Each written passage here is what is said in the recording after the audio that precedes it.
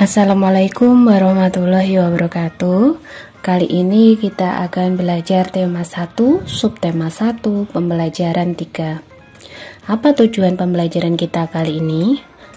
Yang pertama adalah siswa mampu mengidentifikasi cara perkembangbiakan vegetatif pada tumbuhan dan manfaatnya dengan benar. Yang kedua, siswa mampu menemukan ide pokok dengan bantuan diagram.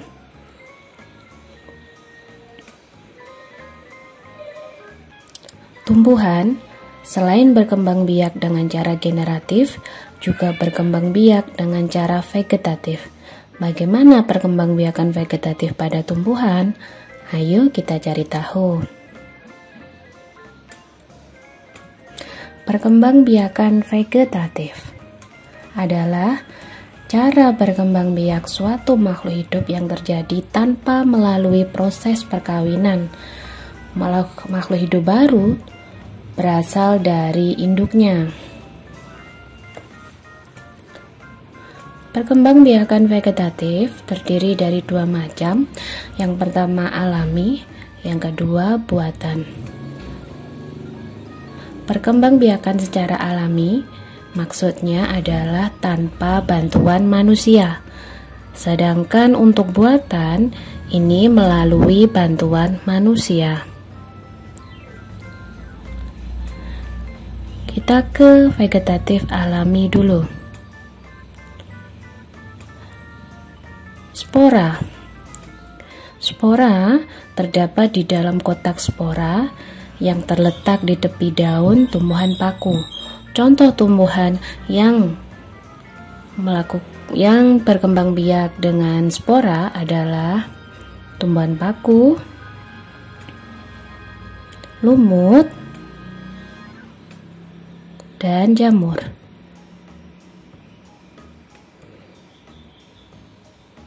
Perkembangbiakan vegetatif alami yang kedua yaitu tunas. Tunas dari induk tumbuh menjadi tumbuhan baru. Contoh bambu,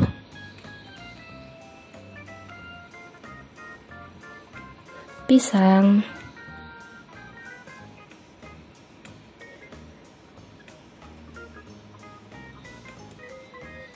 berikutnya tunas adventif, tunas yang tumbuh di luar bagian batang. Biasanya tunas ini tumbuh di bagian tepi daun. Tanaman yang berkembang biak dengan tunas adventif sangatlah mudah untuk ditanam, karena cukup diletakkan di tanah pada daun yang sudah tua, nanti akan tumbuh tunas-tunas yang baru. Contoh cocor bebek.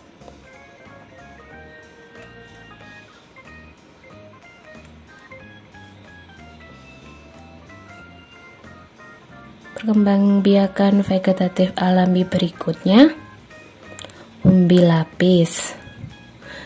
Umbi yang berlapis-lapis dan tumbuh akar di bagian tengahnya. Contoh bawang merah, bawang bombay.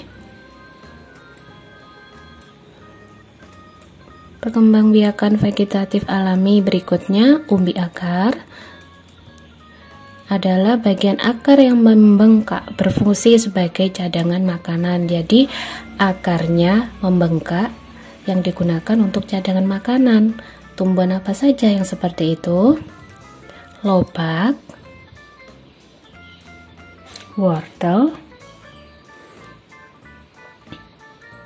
singkong, dan bengkoang. Umbi batang. Batang yang membengkak di dalam tanah. Kalau yang ini batangnya yang membengkak. Apa contohnya? Ubi jalar, kentang.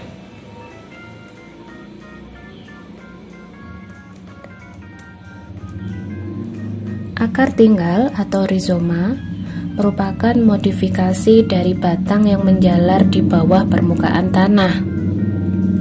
Contoh kunyit, temulawak,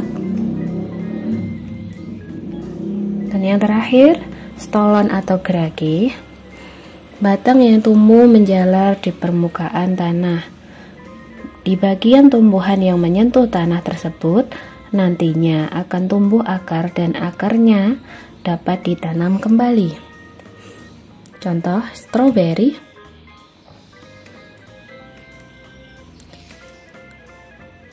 Rumput teki. Untuk vegetatif buatan, berarti ini menggunakan bantuan manusia. Menjangkok, stek, okulasi, menyambung, merunduk.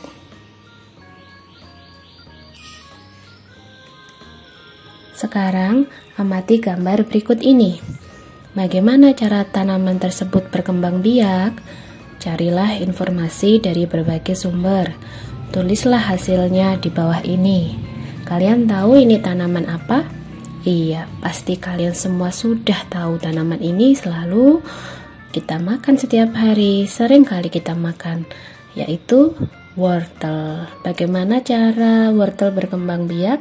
Cari informasinya dan tuliskan hasilnya di bawah ini ya.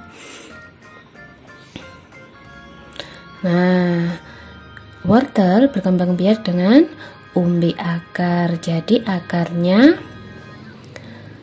digunakan untuk menyimpan cadangan sehingga akarnya menggembung. Perhatikan lingkunganmu. Catatlah informasi tentang tanaman yang berkembang biak secara vegetatif. Catatlah pada tabel berikut. Nama tanaman, cara berkembang biak, keterangan. Nah, carilah beberapa tanaman, kemudian cara berkembang biaknya. Berapa tanaman yang akan kalian tulis? 1, 2, 3, 4, 5. Jadi ada 5 tanaman nanti akan kalian tulis. Kemudian cari cara perkembangbiakannya. Kita ke materi selanjutnya. Ini ada bacaan yang berjudul Tumbuhan Sumber Kehidupan. Indonesia adalah negara kepulauan yang terletak di garis khatulistiwa. Indonesia memiliki dataran tinggi, dataran rendah, dan perairan. Dataran rendah adalah daratan yang memiliki ketinggian 0 sampai 200 meter di atas permukaan laut. Hampir semua ibu kota provinsi di Indonesia terletak di dataran rendah. Tumbuhan di dataran rendah adalah padi, palawija, dan tebu. Wilayah pantai termasuk dataran rendah. Indonesia memiliki banyak pantai karena negara kita terdiri atas ribuan pulau. Tumbuhan di wilayah pantai adalah kelapa, bakau, dan ganggang.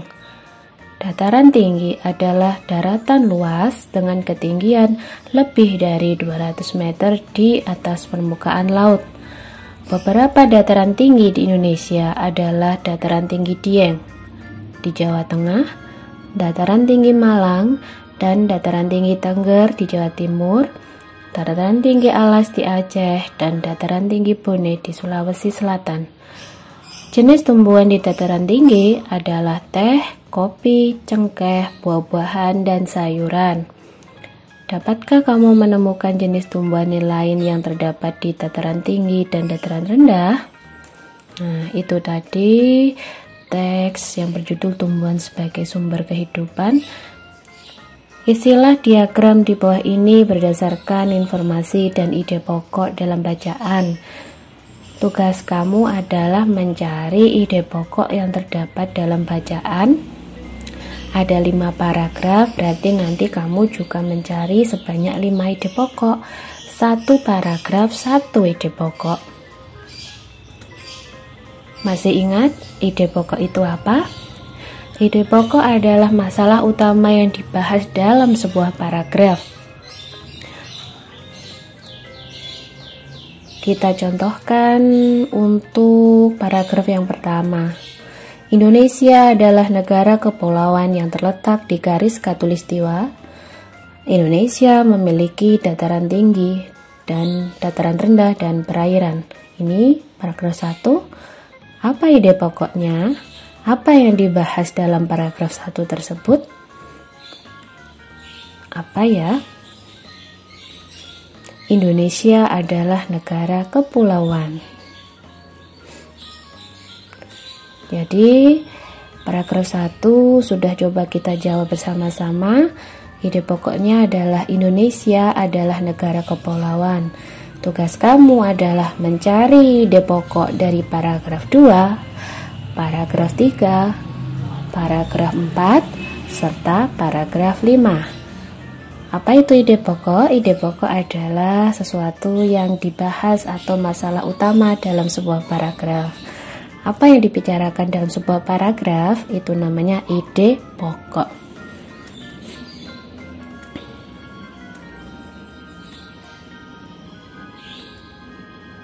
Selamat belajar, selamat beraktivitas, jangan lupa jaga kesehatan. Wassalamualaikum warahmatullahi wabarakatuh.